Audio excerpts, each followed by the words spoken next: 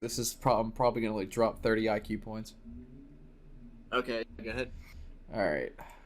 Wisconsin now. Because I am a tremendous fan of law enforcement.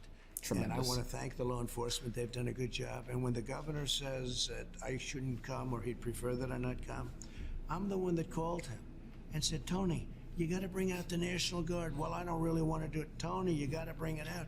And unlike your governor of Oregon that just keeps saying no, he agreed to it at least. Now, he agreed to a small number, but the small number was plenty. But isn't it a political motivation? They don't want you to come to Blue State America because they don't want the media to have to cover what's really happening on the ground. True. Isn't this Oh, political? that's true. If you look at what's going on in Blue, as you call it, Blue State America, Blue City America, you look at what's going on in New York, you look at what's going on in these states. Chicago is a disaster. Portland, you look at Portland. Now, Portland's a little different. That's anarchists, and I actually think in many ways that's easier to handle. I think Portland is very easy to handle because that's a... Was it though? Clearly. Was it though? And dude, I swear, is Laura Ingraham just gonna deep throat him this entire interview? I'm just like, yeah. So they don't want you to come there because they don't. That's what it is. They don't want you to go to Blue State America because they don't want them to see what's really like. Is she just gonna like just like, I don't know, gargle him this entire interview? Like, because it seems like that's what, because he loves to be interviewed by people, like, because they always throw him like complete softball questions, except Chris Wallace. Well, Chris Wallace plays hardball with literally everybody. You could put any president in front of him and he'll play hardball with him, which is like why he's the only like tolerable Fox News person there is. But I walked onto my back porch last night. My parents were watching it, and literally I heard the first question, and it was something along the lines of, "So what's it like being the best president in U.S. history?" And he'll that's not an out of the ballpark question to ask him for Laura Ingraham. Because that's something they do. They just pander. They're not going to challenge him whenever he says stuff like, Portland's so easy to handle. We sent in a few federal troops. They were so easy to handle. Yeah, is that why one of their supporters got shot a couple days ago? Yeah, so they're so easy to handle. That's why you pulled the federal troops out, and then you called your supporters to go, and then they shot one of your supporters. So yeah, they're easy to handle, I'm sure. And I'd say the media is actually effectively reporting on a lot of these protests, because if you watch the first couple days after a shooting like this, it's pretty violent. There's a lot of looting. That's whenever all the violent stuff happens. Yeah, and the media reports on that a lot. Yeah, especially Fox News. Fox News misreports on it by painting the picture that all this looting and rioting is happening universally. Yeah, no, but it's only happening in a select couple cities, like pretty much like Portland, and I mean, I guess now Kenosha and Chicago. Like, that's pretty much it. And then and then you take a city like Portland and you send in your federal troops, you send in the border agents, and that just escalates it. So no, you did not handle Portland very well. Yeah, your stormtroopers just basically made it all worse. All right, but let's see how. It's plaguing again. I love how they always have to add plaguing Democrat-run cities. All cities are run by Democrats. The vast majority of them are, like 80 to 90% of cities, like of major cities, are run by Democrats. It's the same. They don't understand statistics. They don't understand how any of that works. All right. Group of anarchists that are paid by the outside, and who's the outside? We put a lot of people in jail. I don't know if you know this or not. Remember. 3-4 months ago, we were having a problem with monuments. They were ripping down statues and monuments all over the place. Democrats didn't say anything about that. No, the Democrats had no control. It actually got out of control even for them. I signed in an executive order, 10 years in jail if you knock down a statue or a monument. You haven't heard one thing about it. Because it's dumb. We wouldn't have.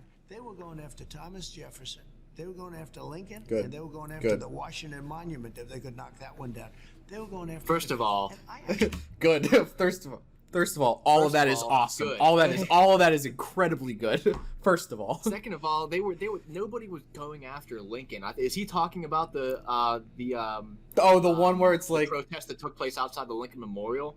Because they did not deface anything. No, there was one with there's this slave that's basically like kind of doing thank you to like Lincoln, you know what I mean? Like kind of like it's almost looked like he's kissing his ass, like, you know what I mean? Like he's like, oh, hang on.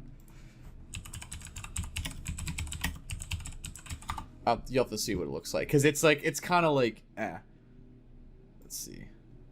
just because while you're looking for that state. on the side, Thomas Jefferson. If Donald Trump would actually look at Thomas Jefferson's ideals, he would hate Thomas Jefferson. He would absolutely despise Thomas Jefferson.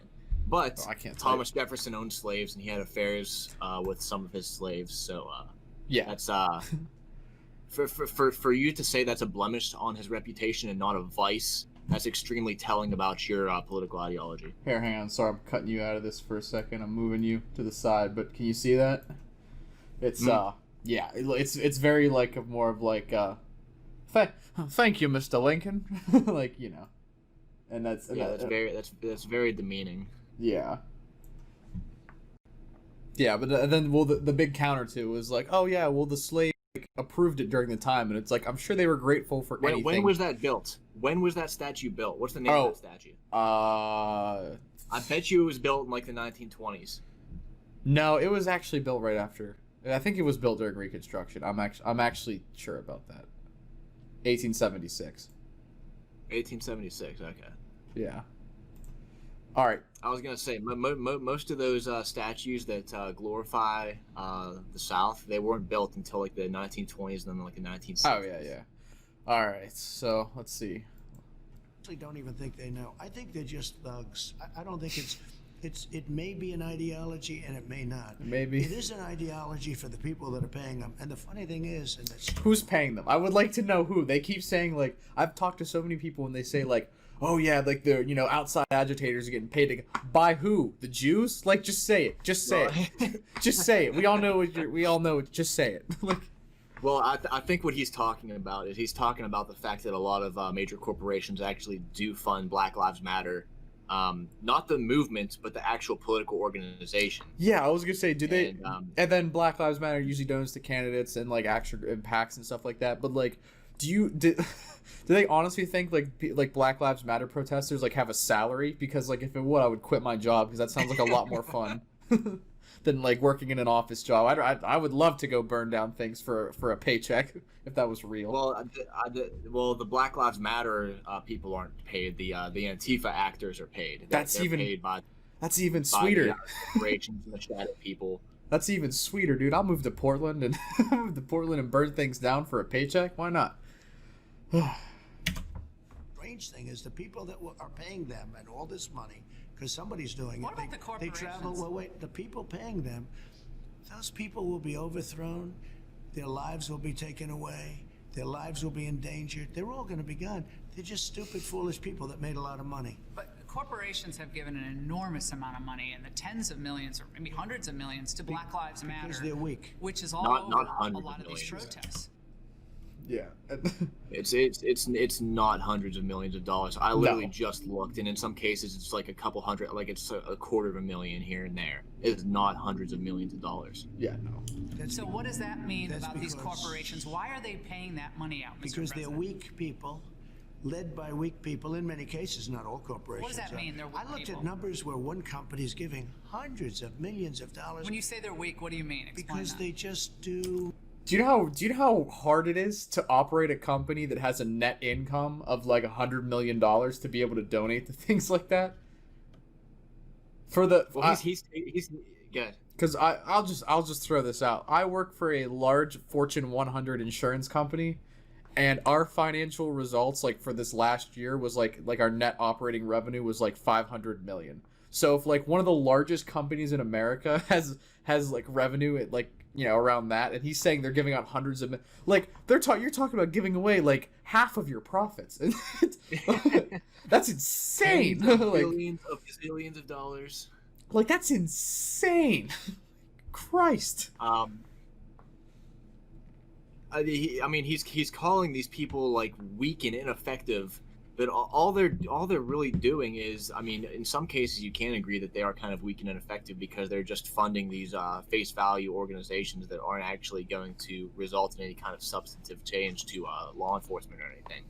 But at least they're like putting money into this movement that's actually showing that they actually care. He means weak and ineffective by they're not advocating for police to come in and squash the protests. That's what he means by weak. Oh, we got a quick comment in chat. Melania took every rose from the Oh, every rosebud from the book and paint all of the path. Huh. Of course you did. Yeah, Melania. Oh, yeah. Do you remember whatever? Actually, we'll finish this segment before we talk about Melania because I got words to say about her. But let's see if we can get through this video. What do we got? We got 4 minutes left. All right. What's the easiest path? That's not the easy path. That's a very dangerous path. Black Lives Matter is a Marxist organization. Remember, pigs in a blanket, I wish. Time like bacon. That was the first time I ever heard of Black Lives Matter. I said, that's a terrible name. It's so discriminatory. It's bad for black people. It's bad for everybody. And all of a sudden it becomes like sort of, although now if you look, it's going way down because people are tired of this stuff, what's going on, the Black Lives Matter. If you look at what's going on with the bats and a lot of thugs. Running through D.C. last night. Oh, it's terrible what's going on. But Black Lives Matter came into existence walking down the street screaming, pigs in a blanket, fry 'em like bacon. True. And that was about police officers. That was representing police. They were pigs in a blanket. We got like it. The sausages or hot dogs, fry 'em like Well, bacon. they were saying worse over the last couple of days in D.C. I think even worse. Yeah, probably. no, it's if gotten, you can, I don't know. Do you get worse? But DOJ's role in trying to really hit the law enforcement accelerator here against these groups. A lot of the individuals coming into Wisconsin have been tracked as out-of-staters. Yeah, we the have ones them who've been. I know an out-of-stater who is in Wisconsin that caused a lot of trouble. Can you name him? I don't think Donald Trump said one thing. I don't even think he said like a single. I don't think he said his name. I don't think he said That's his... that's what the new movement should be. Say his name. Power Rittenhouse. Honestly. Yeah, I mean, because I can think of some out-of-state groups that came in and were causing trouble in Wisconsin, and they were on your side, Trump. Arrested. We have them all. Can DOJ do more, and what could they do to really start putting the fear of God in these violent, not the peaceful protesters, but violent protesters? So they have under investigation a lot. In fact, I'll show you. I just had this because of this very important interview with you. But I just, and I'll give this to you. In Kansas City, violence has decreased by a third since the initiative began. In Indianapolis, 49 guns confiscated. More than 1,000 arrests have been made under the initiative. DOJ is addressing violence and crime across the country. FBI, but you don't read that. The FBI and ATF are assisting the Portland Police Department. But you can't do much when you have absolutely no cooperation. But if they don't think they're going to go to jail for 10 years for doing what they're doing, then they're going to keep doing it. So how does a Trump re-election calm things down in the United States? Biden says he's going to calm things down. How will a Trump re-election calm? Why? Why won't he calm things down? Biden won't calm things down. They will take over. They will have won. If Biden gets in, they will have. You see, won. that's a perfect example of why Laura Ingraham interviewing a Republican president and any Fox News host interviewing a Republican president is just an ineffective interviewer. She asks him a seemingly unleading question like, "What's Biden going to do to stop the violence, to calm everything down?" And Trump is going to say what he needs to say, and she's not going to contest anything that he says. No, not a single word.